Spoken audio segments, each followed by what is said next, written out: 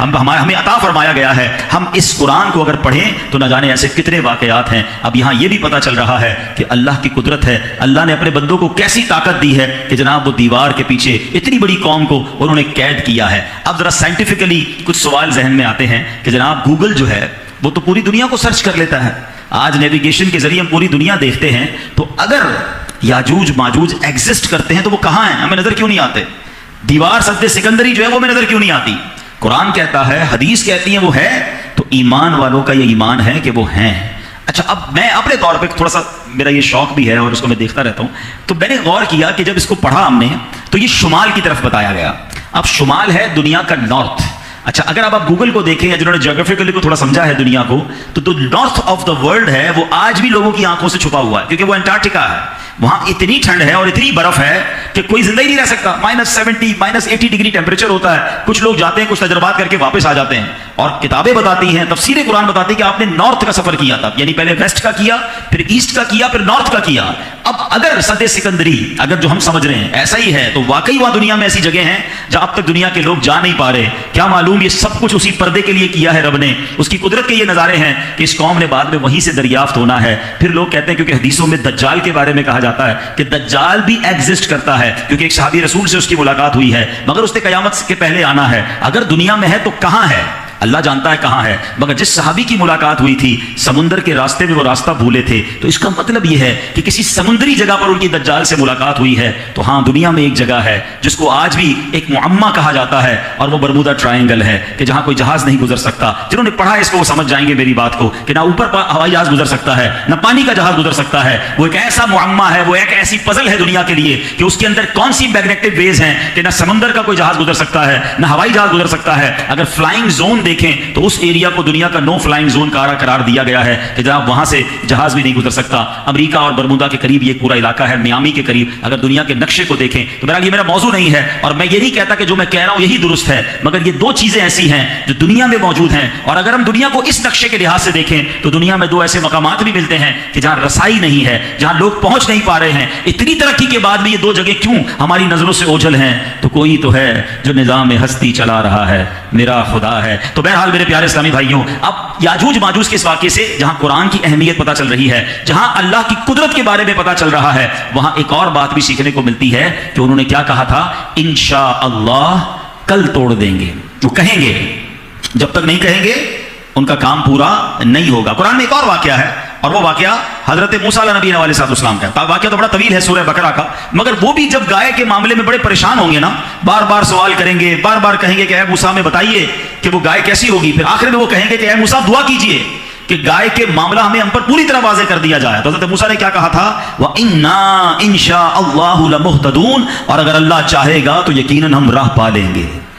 تیسرے سوال پر جب انہوں نے انشاءاللہ کہا نا, تب ان کے لیے گائے کی پوری اور واضح نشانیاں بیان کر دی گئیں. حدیث پاک میں ہے اگر یہ انشاءاللہ نہ کہتے تو ان کے لیے گائے کا معاملہ پوری طرح واضح نہ کیا جاتا. تو یہ دو قرآنی واقعات ہمیں انشاءاللہ کی اہمیت بتا رہے ہیں کہ جب بھی آپ کوئی کام کرنے جا رہے ہیں, جب بھی کوئی جائز کام ہے, نیک کام ہے, آپ کا دنیاوی کام کیوں نہ ہو, حرام کام نہ ہو. معاذ اللہ کو یہ نہ کہ انشاءاللہ کل چوری کروں گا, کہ انشاءاللہ میں ڈاکہ ڈالنے جا رہا ہوں, وہ نہیں, یہ تو معاذ اللہ اور غلط ہو جائے گا.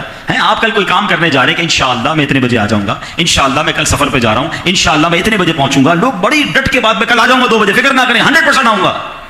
یہ نہ کہیں انشاءاللہ میں کل 2 بجے آؤں گا, میرا رب چاہے گا تو آؤں گا نا, میری نیت پکی ہے, مگر انشاءاللہ میں آؤں گا. آپ دیکھیں آپ کے وہ کام پورے ہونا شروع ہو جائیں گے. انشاءاللہ میں مدینے جاؤں گا, انشاءاللہ ہم حج پر جائیں گے, اللہ کی رحمت سے جائیں گے نا. نیت تو کریں, اور پھر رب کی رضا. اچھا, اس میں نیت بھی ہونی چاہیے کہ میرے رب نے چاہا تو, میری کوئی اوقات نہیں ہے. آپ یقین کریں ایسے ایسے ارادے انسان کے ٹوٹتے ہیں نا. آپ کے ساتھ بھی کئی بار ایسا ہوا ہوگا, آپ نے پوری پلاننگ کی ہوگی کہ میں اتنے بجے یہاں پہنچوں گا, یہ کام کروں گا, پھر اتنے بجے یہاں پہنچوں گا. لوگ اپنی فلائٹس بک کر لیتے ہیں, لوگ اپنی ٹرینز بک کر لیتے ہیں, مگر سب کچھ تتر بتر ہو جاتا ہے, اور بندے کو احساس ہوتا ہے کہ میں کتنی پلاننگ کیوں نہ کر لوں, ہونا وہی ہے جو میرے رب نے چاہنا ہے. اور مولا علی شیر خدا کرم اللہ تعالی وجہ الکریم فرماتے ہیں کہ میں نے اپنے ارادوں کے ٹوٹنے سے اپنے رب کو پہچانا. میرے ارادے, میری planning, ticket book, every thing is done ہے.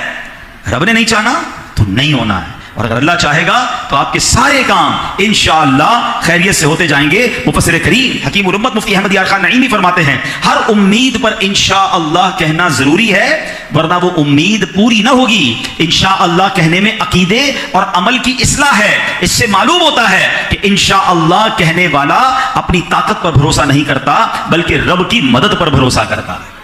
وہم نہیں لایا کرے دل میں. یاد رکھیے اگر انشاءاللہ کا مفہوم دل میں بٹھا لیں گے نا تو پھر یقین ہو جائے گا کہ انشاءاللہ یہ کام ہو جائے گا. انشاءاللہ کی ہمیں عادت ہو گئی تو پھر وہم نہیں آئے گا. اب لوگ گھر سے نکلے انشاءاللہ میں جا رہا ہوں اور پہنچ جاؤں گا. اب تو کالی بلی بھی راستہ کاٹے تو کچھ نہیں ہوگا بھائی, میرا رب چاہے گا تو میں پہنچ جاؤں. پھر وہ اس طرح کے وہمات میں نہیں آتے, اس طرح کے توہمات نہیں پال رہے ہوتے. تو اللہ کی رحمت پر ہمیں بھروسہ رکھنا چاہیے اور میرا رب چاہے تو ایسے ایسے کام ہو جاتے ہیں. اللہ چاہے تو کیسے کام ہوتے ہیں اور پھر دعا کیسے کیسے کام کروا دیتی ہے. ایک واقعہ سنا کر پھر اپنی گفتگو کو سمیٹتا ہوں. یہ ان لوگوں کے لیے بھی ہے جو بعض اوقات اپنے معاملات کو دیکھ کر فیصلے کر رہے ہوتے ہیں کہ یار میں غریب آدمی, میرے پاس تو وسائل بھی نہیں, میں کیسے اپنا گھر بنا سکتا ہوں, میں کیسے مدینے جا سکتا ہوں, میں کیسے جناب جو ہے وہ اپنے بچے کو اچھی تعلیم دلوا سکتا ہوں. بہت سارے معاملات میں مایوسی کی طرف چلے جاتے ہیں. پہلے ایک بات سمجھ لیجئے, ہر چیز کیلکولیٹر سے نہیں ہوتی ہے.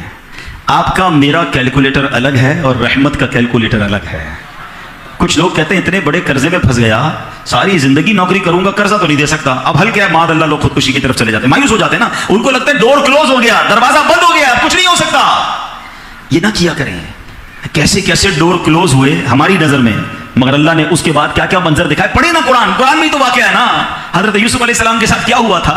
چھوٹی عمر ہے, بھائیوں نے اتنا مارا کہ لہو لہان کر دیا, ہاتھ پیر بھی باندھ دیے اور کنویں میں ڈال دیا. مجھے بتاؤ کسر چھوڑی انہوں نے مارنے میں. اندھیرے کنویں میں 8 10 12 سال کے بچے کو ڈال دیا. ڈور کلوز ہو گیا نا. ہمارے نزدیک تو چیپٹر کلوز. گھر سے نکال دیا, بھائیوں نے مارا, کنویں میں ڈال دیا, والد کو پتہ بھی نہیں ہے اور والد کو جا کے بتا بھی دیا کہ بھائی کو بھیڑیا کھا گیا ہے. مگر میرا رب چاہے تو حضرت یوسف کو اندھیرے کنویں سے نکال کر مصر کا بادشاہ بنا دیتا. صرف کنویں سے نہیں نکالا, مصر کا بادشاہ بنا دیا. اب اس کو چینج کو تو دیکھے نا. وہ رب چاہے تو حضرت ابراہیم کے لیے بہت بڑی نمرود کی لگائی ہوئی آگ کو باغ بنا دیتا ہے.